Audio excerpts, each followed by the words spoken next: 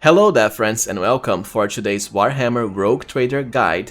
We have at long last my Officer Noble build, as it's been requested a lot of times. This is one of, if not the best buffer in the game, outside of Psychers. And well, if you want to easily handle the game on unfair, you absolutely want an Officer. While you can see either Argenta or Pascal absolutely destroying enemies here, they are only able to do so in the first place because you do have an Officer to buff them before all the pain train gets started. Even very early in the game you can already provide a nice amount to your ally stats, especially to hit and critical chance for ranged characters, with of course loads of momentum generation for heroic action spammage, and many extra turns generated for maximum action economy. Lastly, by virtue of focusing into the main charisma-like stat, you'll also excel at loads of dialogue checks, including Persuasion, Commerce, and also Coercion. As far as the difference with my Officer Psyker build, well, this one is all about buffing. The other one also had some damage potential but less buffing power. So without further ado, let us get into our Officer Noble buffer build. First with character creation. When it comes to your homeworld, you have three different options. The first is Voidborn. Fortune is nice, having the ability to reroll. Skill checks with a 20% chance of success is very good, especially for all the dialogue skills your character will excel at. And for actual combat, rerolling dodge is also very good. This character can achieve decent enough dodge through some gear choices. You will not have a bonus to Fellowship, however, but it doesn't matter that much in the long run. Most importantly, the Jinx talent is highly powerful for buffing all of your party members with a plus 10% critical chance and also to hit chance boost. Besides that, we have Homeworld, mostly for its strength in numbers feature, which will increase your resolve so long as you are nearby allies right at the start of battle, which will always happen. The higher your character's resolve, the better, because one of the officer's most powerful ability, Air of Authority, will directly increase the resolve of any ally based on how high your very own resolve is. And well, the more resolve, the more momentum, and the more heroic actions you are spamming. Lastly, we also have Imperial World. Humanity's Finest lets you get the highest starting bonus to Fellowship, a plus 10 instead of plus 5, like the other homeworlds. And the Ready to Serve unique talent can also help you increase your resolve. Whenever you affect an ally with a non-damaging ability, officers are all about that, so you can get this right before casting Air of Authority by just buffing your ally with Voice of Command first. Sadly, it will not stack with itself. Anyways, the good thing about Homeworld is that the best benefit is a passive that you start with. You don't have to spend a talent to get it, unlike Imperial World. But just go with whatever you prefer, especially Voidborn if you don't have any other party member that can provide the Jinx feature. Now for your origin, I've already done a Sanctioned Psyker Officer, so now I'll be going with something different. Noble is one of my favorites for buffing your character to the max. The You Serve Me feature will already enhance one of your allies' stats, all of them by a plus 5, with even a nice enough bonus to critical hit chance, but it does require the Noble to attack the enemy before the ally. You also get bonuses to pretty much everything you want, including the main dialogue skills and Fellowship. Plus, well, at the very least one of the special talents is good enough. You do something for more AP to allies. You can also go with Commissar, but I think it's harder to get the bonuses going than with Noble, because you kinda have to attack your own ally first for that.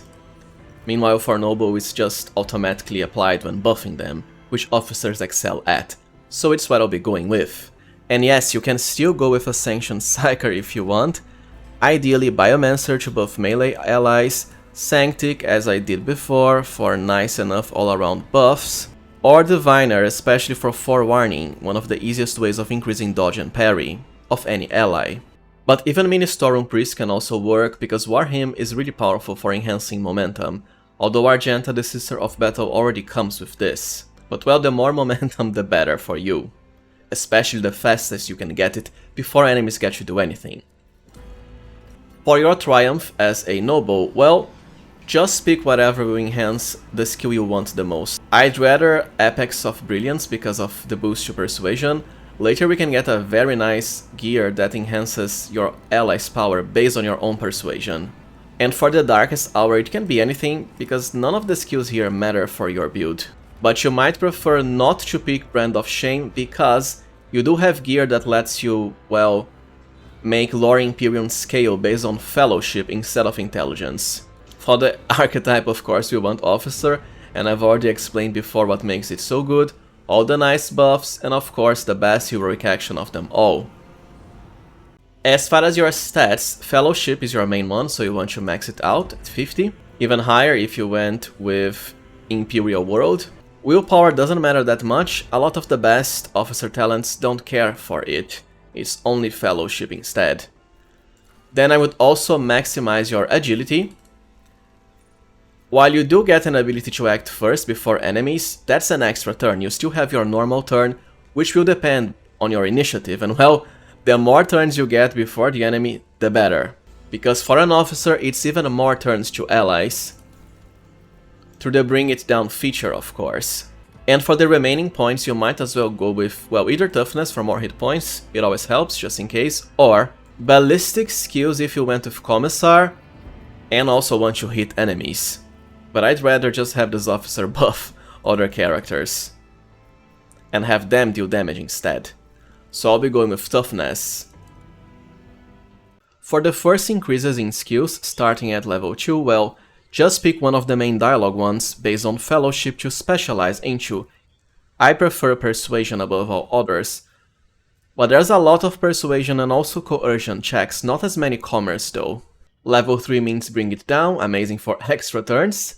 Level 4 our Finest Hour Heroic Action, the best of them all. And for our first talent, you probably already know where we are going with this. Seize the initiative, of course, so that you always act first in combat before any enemy. You can only use officer abilities, but that's exactly what you want to use to buff an ally before the enemies get to do anything.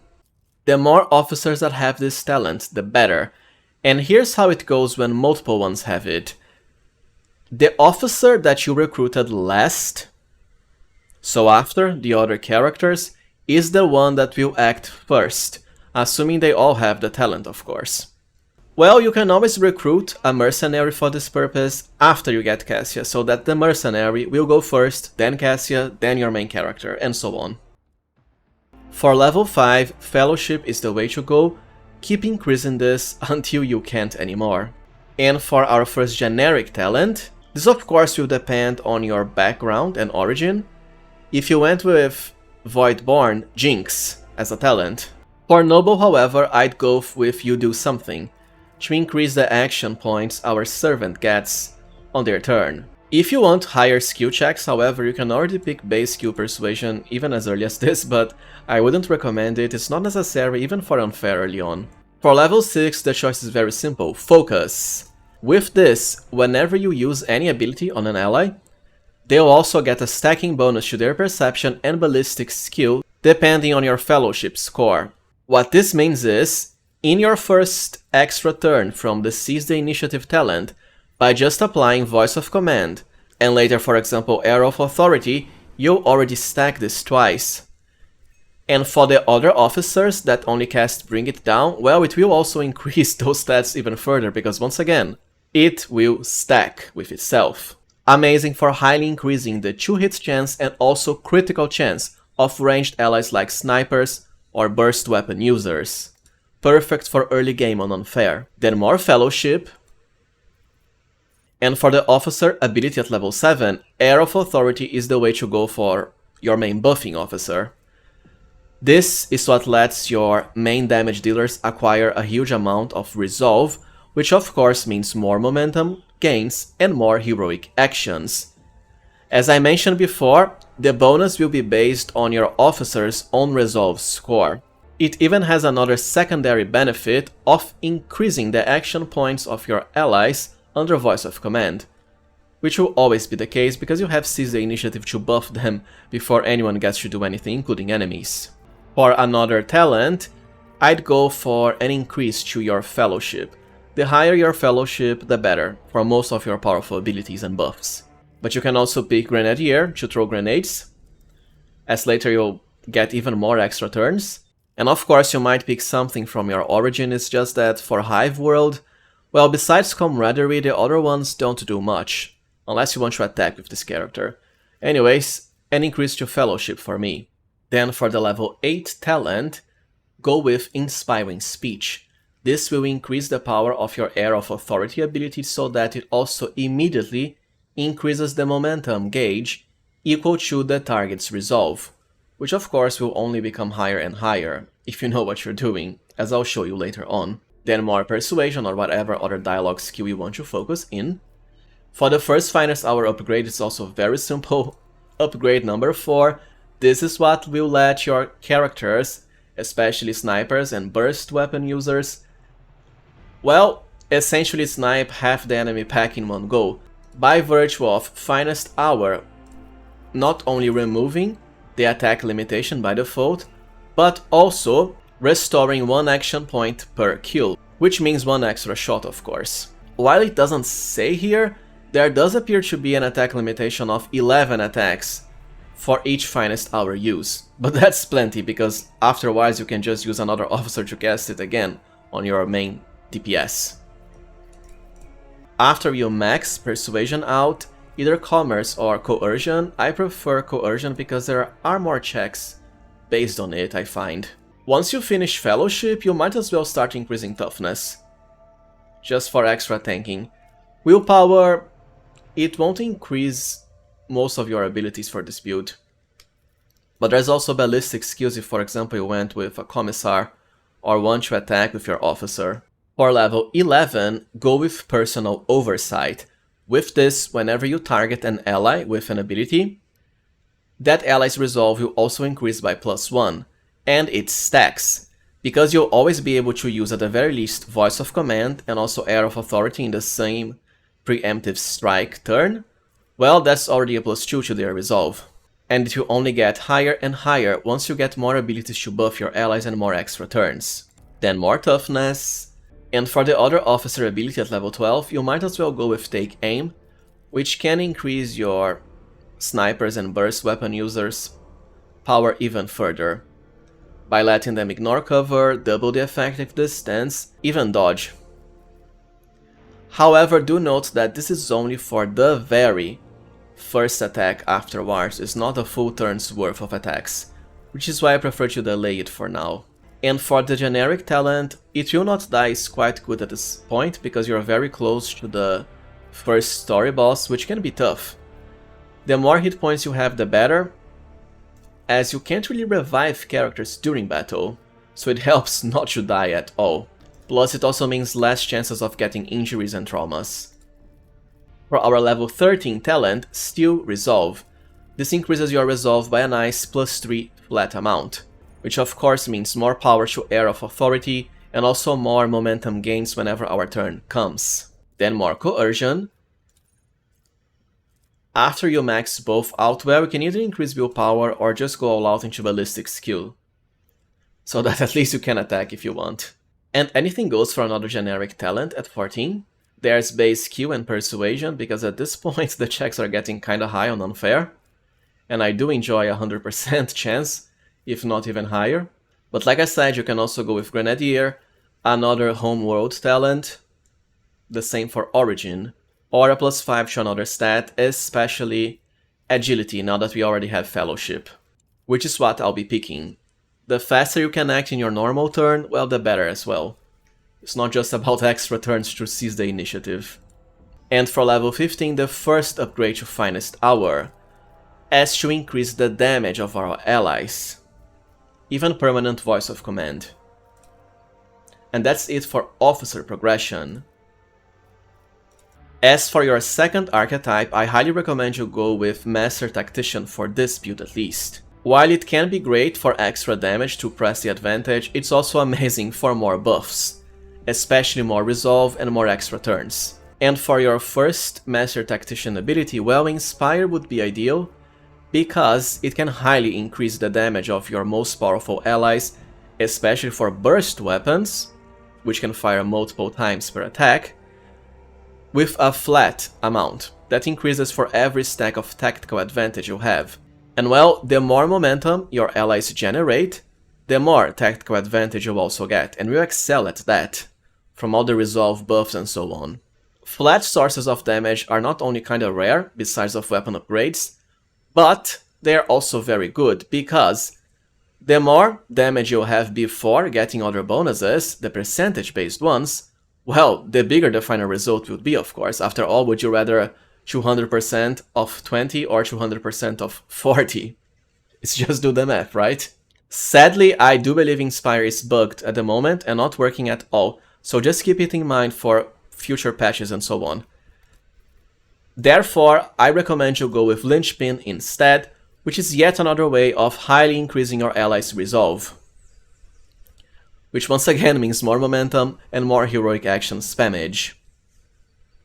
For our first unique Master Tactician talent at 18, in the Hero's Footstep, 1000%. This is one of the most busted talents on the game, just like Seize the Initiative.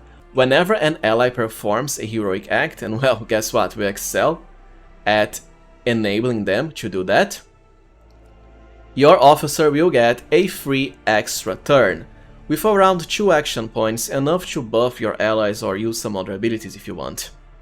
Including, of course, use your very own heroic action as well. The more turns you have, the better. I don't think I need to explain anything else, right? The Master Tactician exclusive heroic action is kinda poor compared to Finest Hour, so just skip it. Level 20 means 1 extra AP, very good because we have a lot of buffing abilities.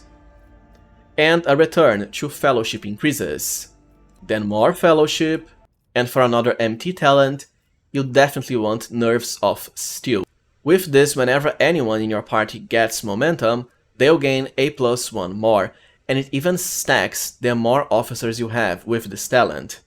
Considering how many times you're generating momentum at the start of your turn, whenever an ally kills something, well, the more the better.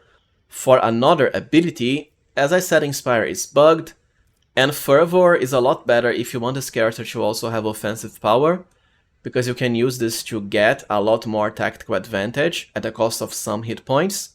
However, with the limitation of only being able to use the MT abilities on the caster themselves for that turn.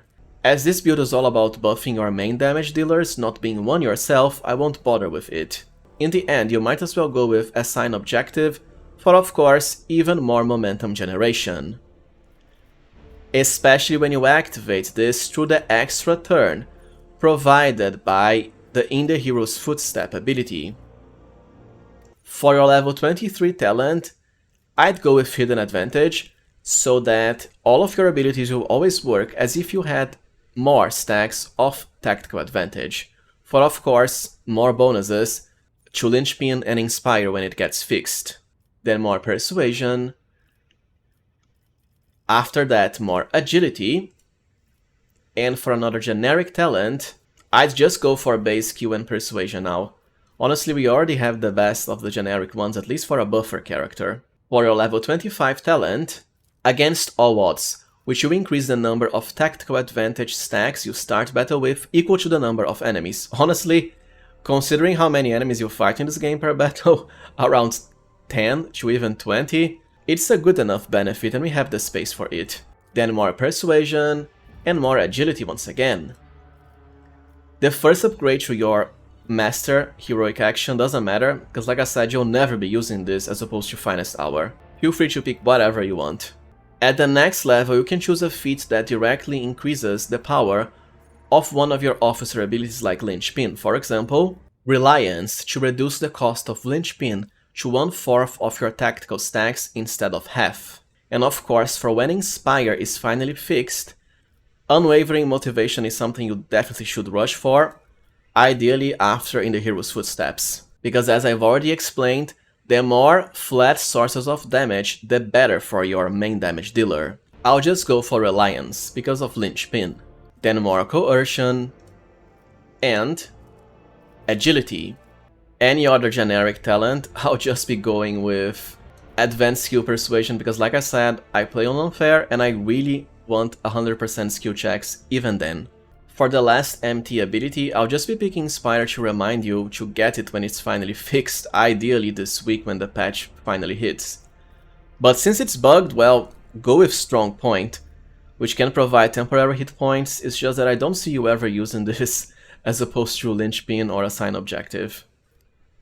For level 31, you might as well start picking 2 special talents that are situational but can be useful enough. The first is Comfort in Conformity, which automatically heals allies whenever they generate stacks of tactical advantage to you, which of course comes from momentum. It's not the best healing effect in the world, but it can add up, especially if your main DPS gets low on hit points. Then more Agility and Coercion. And for another talent, Stand Resolute, which combines quite nicely with the Comfort feat we just picked. Whenever you heal an ally, which of course is what Comfort does, they'll also gain +1 Resolve, which stacks to a good enough amount until the end of combat.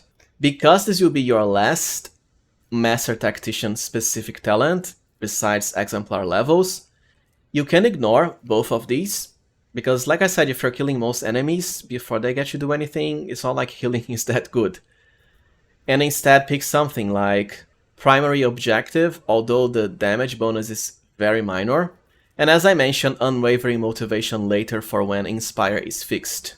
Heroic Inspiration can also work, it's just that your buffs often only cost 1 AP anyways. Well, I'm all about providing you with options, so just pick what you find works best for your build and the character you have in mind. Then I'd go for more toughness here, but there's also ballistic skill and base skill coercion. But I've already given you other options. For the last MT level, any upgrade to your heroic action, because like I said, it doesn't matter. And that's it for Master Tactician progression. Now let's cover the Exemplar levels until level 40. For the unique Exemplar talent, there aren't that many good ones for buffer characters as opposed to DPS or tanks. But you do have a few ones, starting with Eager Subordinates. Whenever an ally takes an extra turn granted by your character, they'll deal 50% extra damage. It's not that much, but it will stack the more officers you have, so can add up quite nicely. And you might as well go for a Steady here to increase the damage boost of your Take Aim ability, or even something like Heroism or Blood of Martyrs. Then back into Persuasion. And I just pick Primary Objective here for higher damage the enemies take, with of course a return to Fellowship increases. Anything you want as another generic talent, even something like Nimble can work for higher dodge. I'll just go with Advanced Skill Coercion. And definitely any other officer power now, you already have the best ones by far. Might as well pick Get Back in the Fight. And more Persuasion. For another Exemplar talent, Firebrand. To increase the AP our allies get during extra turns, for more actions. Later you can also pick Attention. It's just that the bonuses, well, there are triple of them, but they are rather minor. Only plus 7% armor and dodge, and they won't stack. Flag Bearer can also work, because it will buff all nearby allies with first more damage based on your fellowship, you'll have higher than 100 at this point, and less damage taken based on your toughness will excel at both. Just know that it will not stack with itself. And Heroic Inspiration for the Master Tactician bonus talent.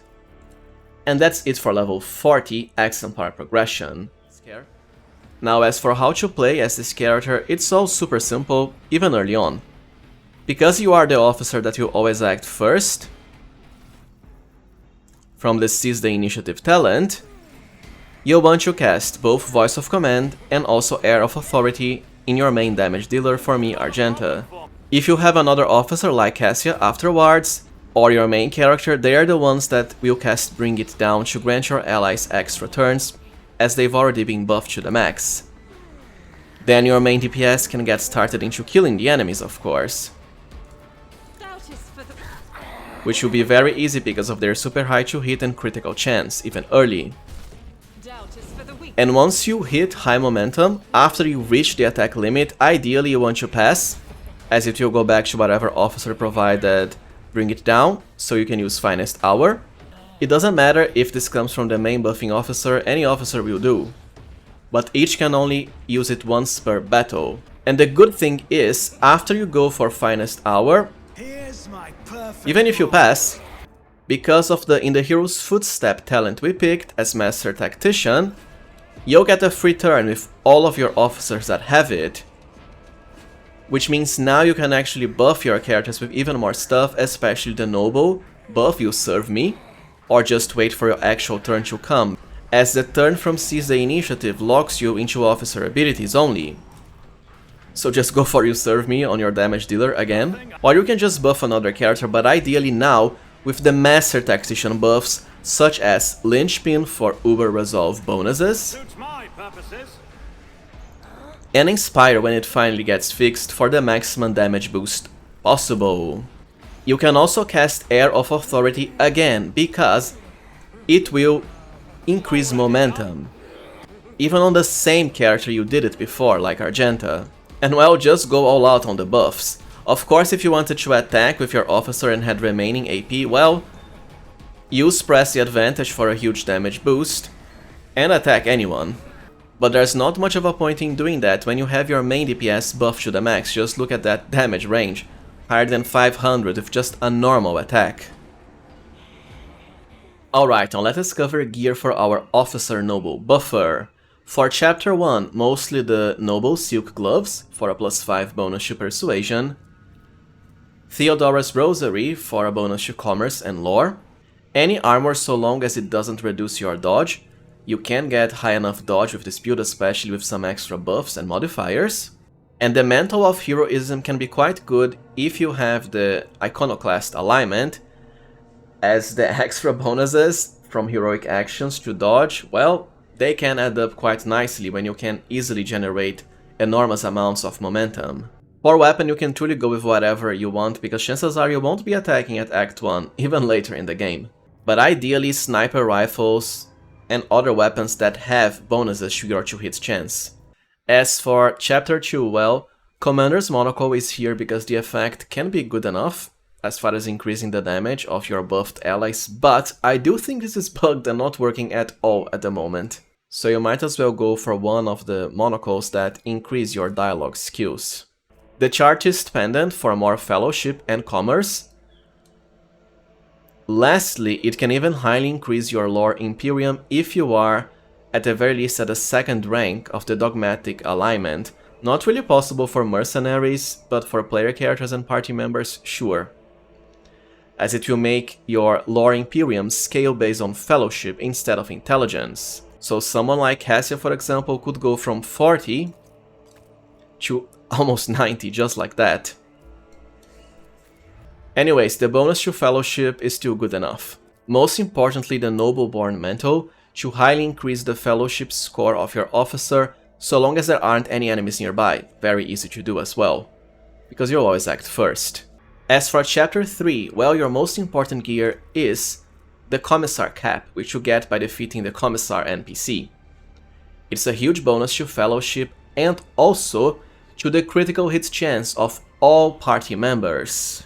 Besides that, the Iron Cape, for a nice bonus to both Agility and Fellowship, even the ability to avoid death once, and even the Signet of the Inquisition, which increases both your Persuasion and grants you a super powerful ability that costs 0 AP, can be used once per battle, and increases momentum by a huge amount, plus also provides loads and loads of temporary wounds to your allies. After all, it's Persuasion divided by 7, and you can have close to 200 even at this point. However, because you can't activate this during the first turn from Seize the Initiative, you might prefer to leave it to, let's say, your main DPS like Argenta, as it only costs 0 AP, and she'll get to do it whenever being provided a free turn from Bring It Down. And well, that's pretty much it for our Officer Noble Best Buffer build. If you found this guide useful, as always, please remember to like, subscribe, and also consider becoming a channel member if you can. I truly appreciate your support.